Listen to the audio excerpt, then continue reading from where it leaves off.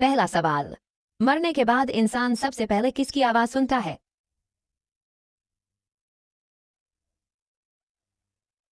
सही जवाब, फरिश्ते। दूसरा सवाल, कब्र में इंसान से सबसे पहले किस चीज के बारे में पूछा जाता है?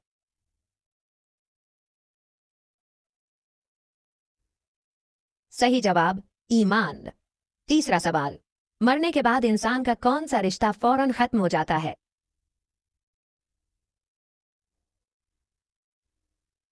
सही जवाब, दुनिया।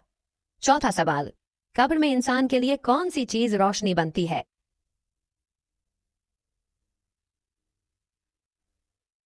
सही जवाब, आमाल।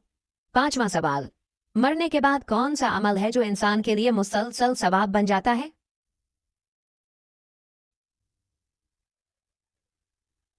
इस सवाल का जवाब अपनी ज़हानत से कमेंट बॉक्स में